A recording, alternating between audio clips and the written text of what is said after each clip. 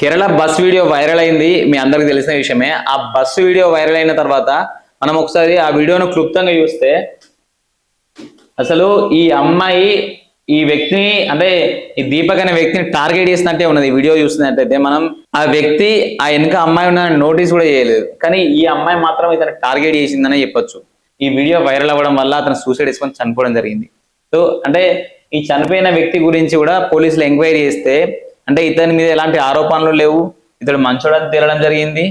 ఆ తర్వాత ఈమెను అరెస్ట్ చేయడానికి వెళ్ళిపోతే ఈమె దగ్గర ఇన్స్టాగ్రామ్ కానీ యూట్యూబ్ అకౌంట్ కానీ అన్ని డిలీట్ చేసి ఈమె ఒక చుట్టాల ఇంట్లో దాచుకోవడం జరిగింది. సో ఇప్పుడు ఇప్పుడు క్లారిటీగా అర్థమవుతున్న విషయం ఏంటంటే ఈమె టార్గెట్ చేసింది ఈ వ్యక్తిని, దీపక్ అనే వ్యక్తిని టార్గెట్ చేస్తే ఇప్పుడు ఈ దీపక్ అనే వ్యక్తి వీడియో వైరల్ అవ్వడం వల్ల రిలేషన్స్ వాళ్ళు వీళ్ళు అందరికీ తెలవడం వల్ల ఈ వ్యక్తిని ప్రశ్నించడం వల్ల ఈ వ్యక్తి చనిపోవడం జరిగింది. దీనికి కారణం ఈ అమ్మాయి.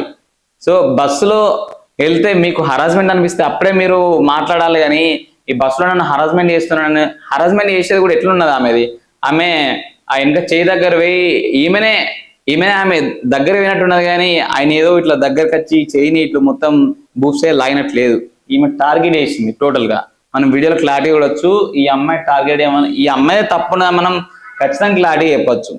ఒకవేళ నీకు హరాస్మెంట్ చేసినందుకు అప్పుడే నువ్వు కొట్టుంటే అయిపోతుండే, వ్యక్తిని ప్రశ్నిస్తే అయిపోవు. ఇప్పుడు బస్ అన్నాక ఖచ్చితంగా జనాలు ఉంటారు, అది చూసుకోవాల్సిన బాధ్యత మనది. ఇప్పుడు చుట్టుపక్కల ఎవరు ఉన్నారు హరాస్మెంట్ చేస్తున్నారని చూసుకొని మనం నెగలడం బెటర్. అంతేగాని ఒకవేళ అయినా కూడా వాడు ఇబ్బంది పెడుతున్నాడు అంటే అప్పుడే మీరు ప్రశ్నిస్తే అయిపోతుంది. లేకపోతే పోలీస్ స్టేషన్ పోయి కేసు పెడితే అయిపోతుంది. వీడియో తీసి వైరల్ చేస్తే వ్యూస్ కోసం కామెంట్స్ కోసం మీరు అనవసరంగా ఏదో పెద్ద రచ్చ చేస్తే ప్రాణం పోయింది.